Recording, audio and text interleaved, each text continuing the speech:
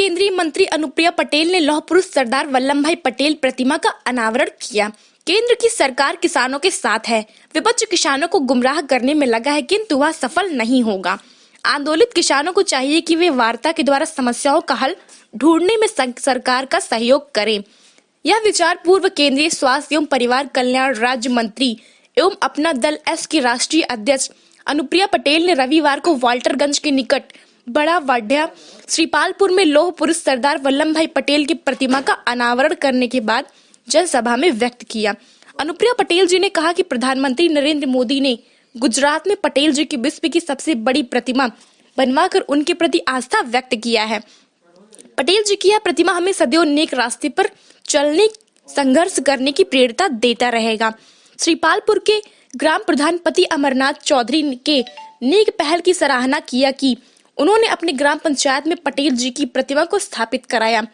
अपना दल एस जिला अध्यक्ष विवेक चौधरी की अध्यक्षता में हुए कार्यक्रम को हरीश द्विवेदी, सदर विधायक दयाराम चौधरी, रुधौली विधायक संजय प्रताप जायसवाल, सोहरतगढ़ के विधायक अमर सिंह चौधरी, अपना दल एस के राष्ट्रीय सचिव अरविंद सिंह पटेल, रामधीरज पटेल, हेमंत चौधरी, अजय कुमार सिंह आदि ने संबोधित किया।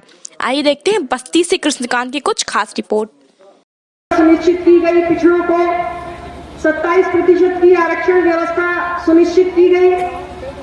तो सारे लोग जिनको ये माना गया कि हमारा संविधान कहता है कि जो शैक्षणिक रूप से, सामाजिक रूप से पिछड़े हुए हैं, कमजोर हैं, उनको किसी प्रकार आगे बढ़ाएं, उनको नौकरियों में भागीदारी दें, उनको शिक्षा में भागीदारी दें। तो जो समाज में पहले से ही सामाजिक रूप से पिछड़े हुए थे, आज देखिए कि उस पूरी अवधारणा का ही माहौल बन रहा है, क्योंकि उनको राज्यों की प्रतियोगी परीक्षाओं को क्लियर करने के लिए, पास करने के लिए, यहाँ तक कि यूपीएससी की परीक्षा क्लियर करने के लिए सामान्य वर्ग के अभ्यर्थी जिनको सामाजिक रूप से आगे बढ़ना चाहता है, उनसे ज्यादा कट ऑफ अंक लाने पड़ रहे हैं। ये बहुत बड़ी विसंगति है और अपना दल निरंतर इस मांग को उठा रहा है कि इस विसंगति को दूर करने की जरूरत है।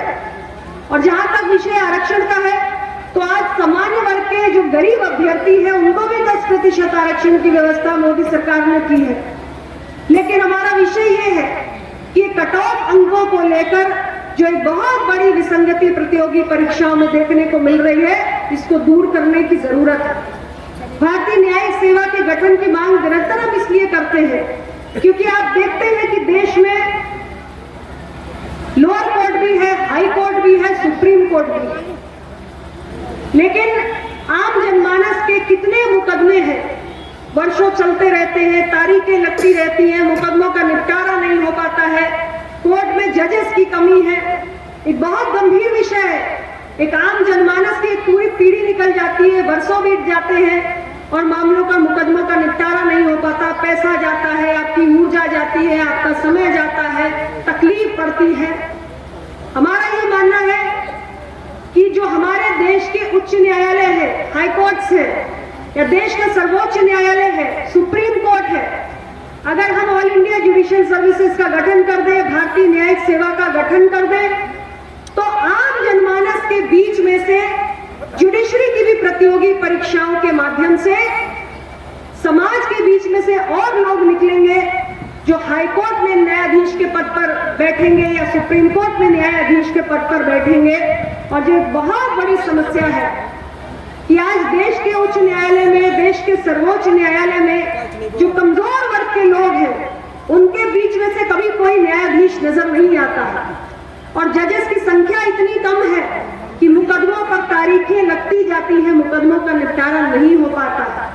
तो इसलिए हम ऑल इंडिया जुडिशियल सर्विसेज की, भारतीय न्यायिक सेवा के गठन की मांग को भी निरंतर उठाने का काम कर रहे हैं।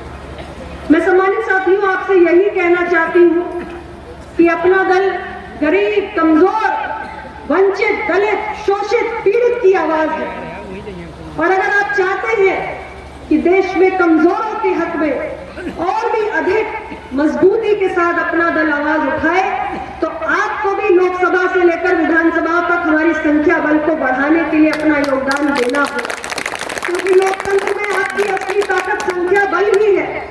हम चाहे जितनी बड़ी रैलियां कर ले, चाहे जितनी भीड़ जुटा ले, लेकिन अगर मतदान के दिन हमने शक्ति प्रदर्शन करके अपना अपनी जीत सुनिश्चित नहीं की और हम बड़ी संख्या में जीतकर विधानसभा या लोकसभा तक नहीं पहुंचे, तो लोकतंत्र में हम जिन मुद्दों को उठा रहे हैं, जिन विषयों को उठा रहे हैं, जिन लक्ष्यों को लेकर हम चल रहे हैं, उसमें हमें सफलता प्राप्त नहीं हो।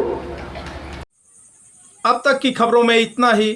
अपने क्षेत्र की तमाम छोटी बड़ी खबरों को देखने के लिए हमारे चैनल को सब्सक्राइब कर बेल आइकन दबाना ना भूलें। नमस्कार।